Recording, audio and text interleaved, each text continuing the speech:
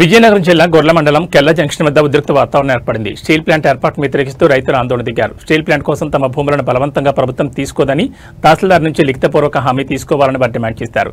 తమ డిమాండ్పై తహసీల్దార్ స్పష్టమైన హామీ ఇవ్వకపోవడంతో నిరసన వ్యక్తం చేస్తూ రైతులు రాజాం విజయనగరం రోడ్డుపై రాస్తారోకో నిర్వహించారు. నిర్దిష్టమైన హామీ ఇచ్చే వరకు రాస్తారోకో విరమించేది లేదని రైతులు గట్టిగా తేల్చి చెప్పారు. రైతుల ఆందోళన మరియు రాస్తారోకో నేపథ్యంలో సంఘటనా స్థలంలో భారీగా పోలీసులు మోహరించారు. దీనికి ఏదైనా జవాబుదారితనం పోలీసు వారే వహించాలి, వారే న్యాయం చేయాలి, వారే వెళ్లి ఆమెతో వాగ్దానం చేయాలి. మా ఇద్దరు నాయకులు ఎవరో ఇక్కడి నుంచి వెళ్తారు, మేము ఇచ్చే మెమరాండం మీద తహసీల్దార్ గారు వచ్చి మేము బలవంతంగా భూములు తీసుకోము అని రాసి ఇవ్వాలి. రాసిస్తేనే మనం ఇక్కడి నుంచి అందుకోసం ప్రశాంతంగా మీరు ఒకరికొకరు తోసుకోవడం కానీ మీడియా కోసం టీవీ కోసం కాదు. అందుకోసమే మనకు తహసీల్దార్ గారు వచ్చి ముక్క రాసిస్తే ఇక్కడి నుంచి ప్రశాంతంగా వెళ్ళిపోవడం.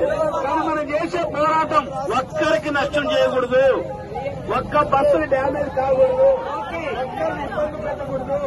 మన పోరాటం జిల్లాలో అందరూ సభ మన పోరాటం చేసి మనం గెలిచిన తర్వాత